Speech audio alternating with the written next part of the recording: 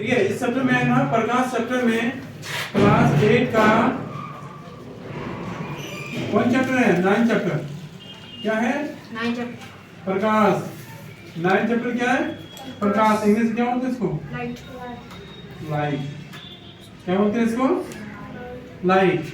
तो इसमें कुछ खास बात होती है। सबसे पहले हम उसको हम लोग इस चैप्टर में जो मेन टॉपिक है, तो पॉइंट में उसको हमने लिख लिया। इसके बाद इसको हम क्या करेंगे? समझाएंगे इसको। ठीक है। तो सबसे पहले क्या है, किस प्रकार की वस्तुएं दृश्य बनती है? दृश्य का मतलब क्या है? जो दिखता है। क्या? जो दिखता है वो क्या है? दृश्य है। कोई भी वस्तु तुम दिखिए, तुम दृश्य। अगर अंधेरा कर दे तुम दिखेगी तो वो अदृश्य हो गया। ठीक है, वो दिखता नहीं है। तो बोलो किस प्रकार की वस्तुएं दृश्य होती है, दिखता है। तो यहाँ पे एक एक्सपेरिमेंट हम लोग देखेंगे इसमें कैसे दिखता है, दृश्य कैसे होता है उसमें। तो इसमें जब कोई वस्तु, ध्यान दीजिए, जब कोई वस्तु में सूर्य का प्रकाश पड़ती है, जब किसी वस्तु में सूर्य का प्रकाश पड़ती है और वह प्रकाश उस वस्तु से टकराने के बाद वह हमारे नेत्रों में प्रवेश करती है, हमारी आंखों में प्रवेश करती है, तब हमें वह वस्तु दिखाई देती है। अगर हम यदि यहाँ पे सूर्य का प्रकाश नहीं, हम यहाँ से अंधेरा कर दिए तो क्या वस्तु दिखेगा? नहीं दिखेगा। इसका मतलब क्या हुआ कि उस वस्तु में प्रकाश पड़ रहा है और उसका प्रकाश हमारे आंखों में आ रहा है, तो हमें वो वस्तु दिखाई दे रही। ठीक है, ये पहला हो गया। कैसा वस्तु दिखाई देगा? जिसमें सूर्य का प्रकाश या कोई प्रकाश, जरूरी नहीं है सूर्य प्रकाश, कोई प्रकाश, जब किसी वस्तु में प्रकाश पड़ती है और उस वस्तु का प्रकाश परावर्तन के बाद हमारी आंखों में प्रवेश करती है, नेत्रों में आती है, तो और दिखाई देने लगती वस्तु, तो यही क्या है हमारा? ये क्या है? दृश्य। तो हमें वो वस्तु दिखाई देने लगती है। ठीक है, ये पहला। दूसरा है कि अप्रदीप्त। प्रदीप्त क्या है?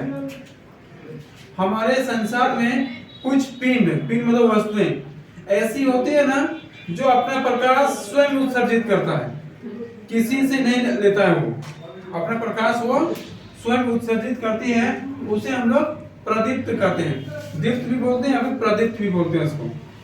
ठीक है, जैसे सूर्य किसी से प्रकाश लेता है क्या? वो अपना प्रकाश खुद ही निर्माण करता है ना। दूसरा, उसका रीजन क्या है? क्योंकि सूर्य में ना हाइड्रोजन और हीलियम गैस है, जो नियमित रूप से जलती है, फिर अवशोषित कर लेती है, फिर जितना जलती है और फिर तुरंत उसको अवशोषित कर लेती है। दूसरा, वातावरण से भी, बाहरी पर्यावरण से भी उसको अवशोषित कर लेती है, हाइड्रोजन को और हीलियम को, और फिर से वो जलने लगती है। इस प्रकार से हमें पता है सूर्य कभी बुझता ही नहीं, वो नियमित रूप से जलते रहता है। ठीक है, क्या क्या कौन सी गैस पाई जाती है सूर्य में? हाइड्रोजन और हीलियम। ठीक है, एक सूर्य हो गया। ठीक है, दूसरा तारे। जितना तारे, सूर्य भी एक तारा है, लेकिन चूंकि हमारे पृथ्वी के सामने है इसलिए उसको नाम पकड़ के बोलते हैं सूर्य और तारे। जितना तारा है वो क्या है? प्रदीप्त। सूर्य एक तारा है, सभी तारे तो वही है, पर वो भी क्या है? एक प्रदीप्त पिंड है, यानी अपना प्रकाश स्वयं उत्सर्जित करता है। कौन? तारे। सूर्य, तारा और एक चांद, चंद्रमा है क्या? नहीं। चंद्रमा क्या करती है? सूर्य के प्रकाश को अवशोषित करके रखती है, फिर उसे परावर्तित करती है। चंद्रमा का अपना प्रकाश नहीं होता है। ठीक है, दूसरा कंडीशन इसी में है जुगनू। जानते हैं जुगनू को? भूख जुगनी बोलते हैं हम लोग अपना देहात भाषा में भूख जुगनी बोलते हैं। जो शाम होता है, ठंडा में भूख भूख भूख जलने लगता है। हाँ, क्या? तो ये है थोड़ा सा, हम लोग गांव में भी एक नाम है लेडीज का, भूख जुगनी देवी। बहुत ही उसका मजाक उड़ाया जाता है गांव में। उसका एक बार के बाद थोड़ा सा छोटा मोटा कहानी है, उसमें हम लोग गांव में बैठे थे सब एक जगह, और उसका जिसका नाम है ना भुगजुगनी, उसका हस्बैंड भी सामने बैठे थे, और हम लोग ना शाम के समय ठंडा के दिन कर रहे हैं, चारों तरफ आग जला के और बैठते हैं, आग लेते हैं, आग का मजा लेते हैं। उसमें चारों तरफ भुगजुगनी जल रहा है।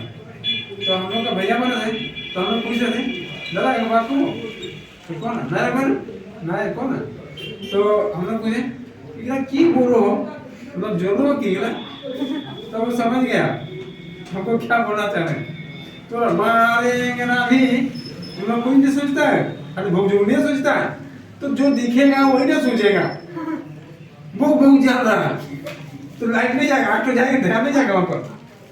तो ऐसा होता है, मजाक बहुत हुआ है, ठीक है। अब हम आते हैं यहाँ पर प्रदीप पिंड क्या समझ में आ गया, जो अपना प्रकाश स्वयं उत्सर्जित करता है, ठीक है।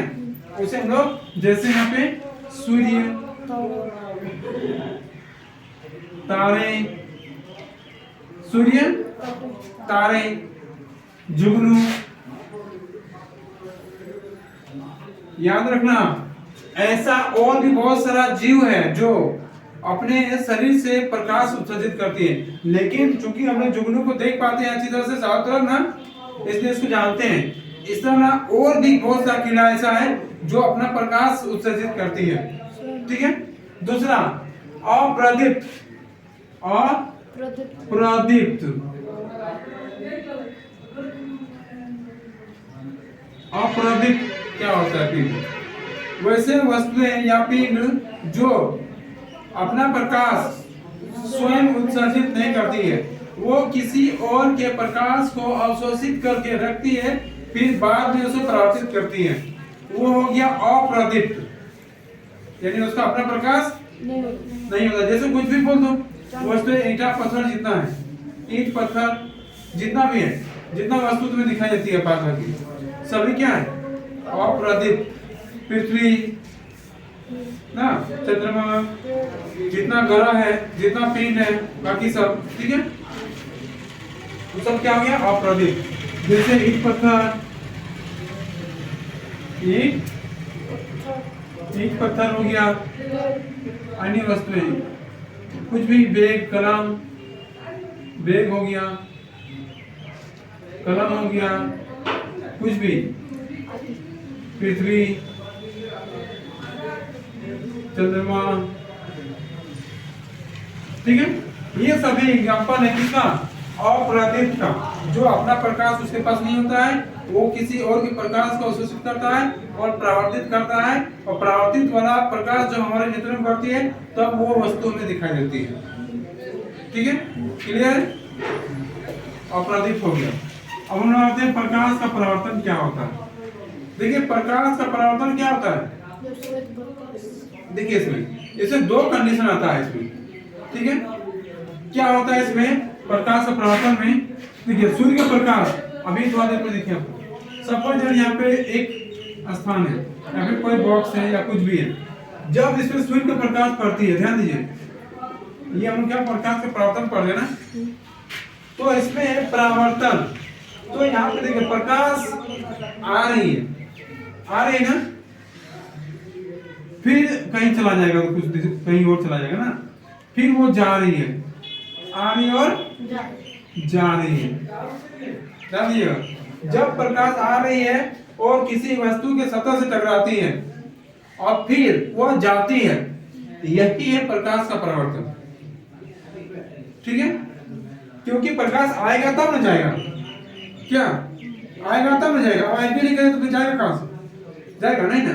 तो जब किसी पिंड से कोई प्रकाश किसी सतह से टकराती है और फिर टकराने के बाद पुनः लौट जाती है ना, तो या फिर लौट जाती है या फिर उसी दिशा में या फिर तिरछा दिशा में मुड़ जाती है, तो वो हो गया प्रकाश का परावर्तन। इसका दो प्रमुख किरण आती है, आपतित किरण और परावर्तित किरण। अब आपतित किरण क्या होता है, यहीं पे दोनों डिफिनेशन है।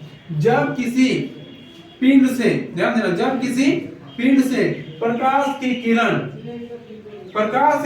वस्तु की सतह की ओर आती हुई प्रतीत होती है, क्या है आती हुई प्रतीत होती है, इससे ही हम लोग आती हुई जो प्रतीत होता है उसे आपतित किरण कहते हैं।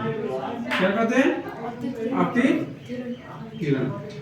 किसे कहते हैं, जो किसी पिंड का प्रकाश किसी वस्तु के सतह की ओर आती हुई प्रतीत होती है, उसे आपतित किरण कहते हैं, ठीक है।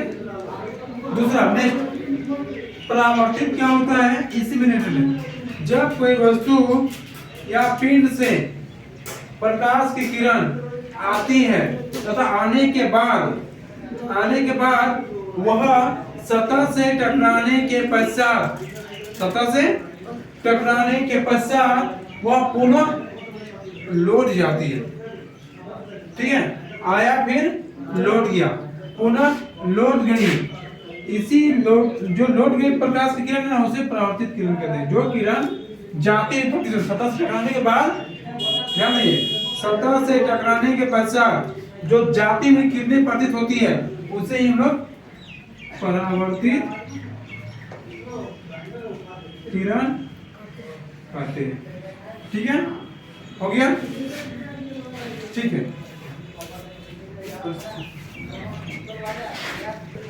हम लोग का अगला टॉपिक क्या, प्रकाश के परावर्तन के नियम को लिखने से पहले ना इसका कुछ रूल से इसको जानना होगा। ठीक है, प्रकाश के परावर्तन, देखिए ये क्या है, समतल सतह है। क्या है? समतल है और परावर्तक सतह है। इसमें क्या क्या भूमिका आती है परावर्तन के नियम में? एक समतल सतह होती है, उसमें एक अभिलंब होती है, एक आपतित किरण होती है, दूसरा परावर्तित किरण होती है। ठीक है, ये MN कोई परावर्तक सतह है और ये परावर्तक सतह, परावर्तक मतलब प्रकाश को उसको फिर भेज दे रहा है, टकराने के बाद फिर पुनः भेज दे रहा है, उसी को हम लोग सतह बोलते हैं, परावर्तक सतह।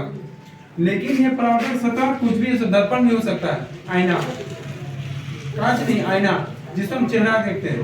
सपोज इसको इस तरह रख दी, अब यहाँ से टॉर्च जला रहे हैं, फिर वो प्रकाश उधर जाएगा ना, क्या इधर इधर आएगा? क्या नहीं, तीसरा जला रहा है वो परावर्तित होकर उधर जाएगा।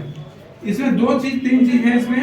एक परावर्तक सतह जो समतल जैसी होती है, समतल दर्पण, यहाँ जैसा समतल, यहाँ जैसा दर्पण या जैसा सतह रहेगा प्रकाश वैसे कार्य करेगा।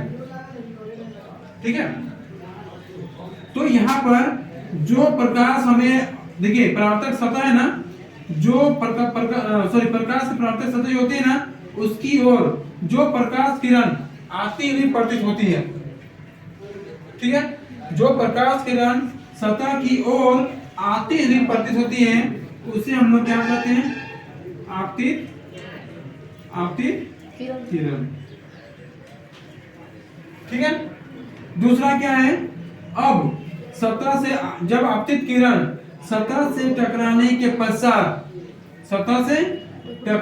पश्चात किसी सतह बोलो या फिर परावर्तक सतह बोलो, किसी परावर्तक सतह से टकराने के पश्चात जब वो जाते हुए प्रतीत होती है, तो जाते हुए जो प्रतीत, उसे क्या कहते हैं? परावर्तित किरण। परावर्तित किरण कहते हैं ना, समझ में आ रहा है ना बाबू?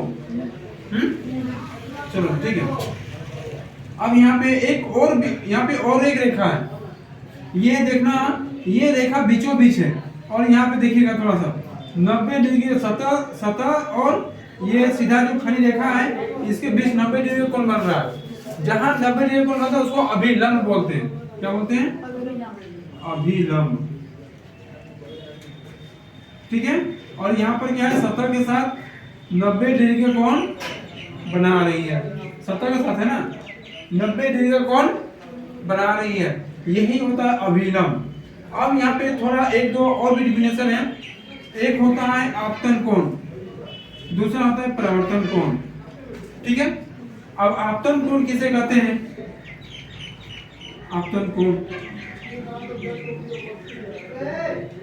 आपतन कोण, और ये क्या है?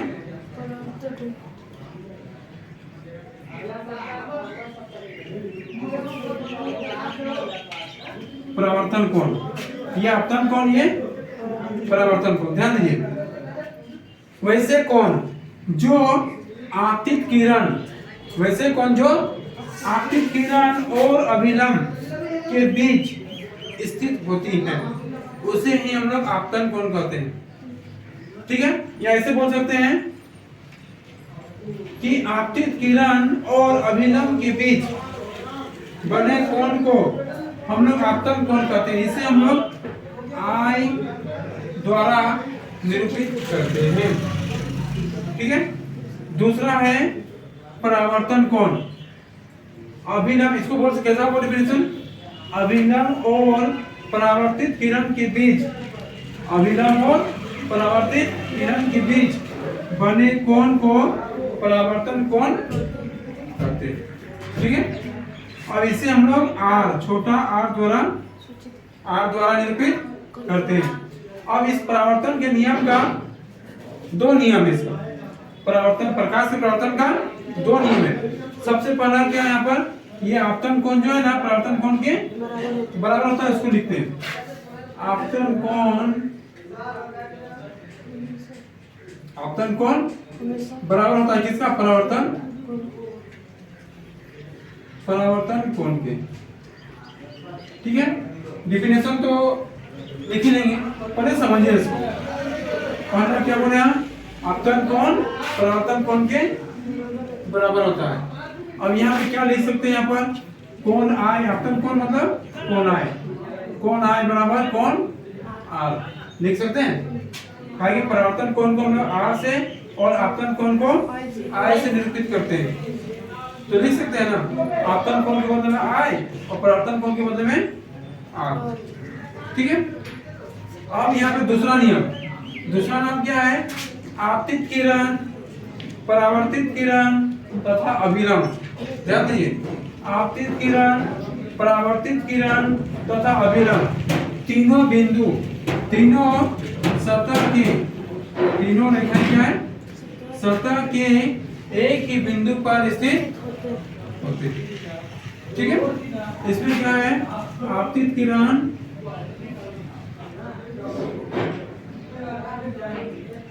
परावर्तित किरण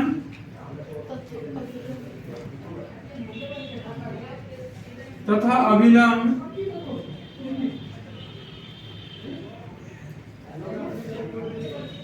तीनों सतह के एक ही बिंदु पर स्थित होते हैं। ठीक है। बस लिखना है तो इसको लिख लीजिए। ठीक है, लिखिए, इसको लिख लीजिए।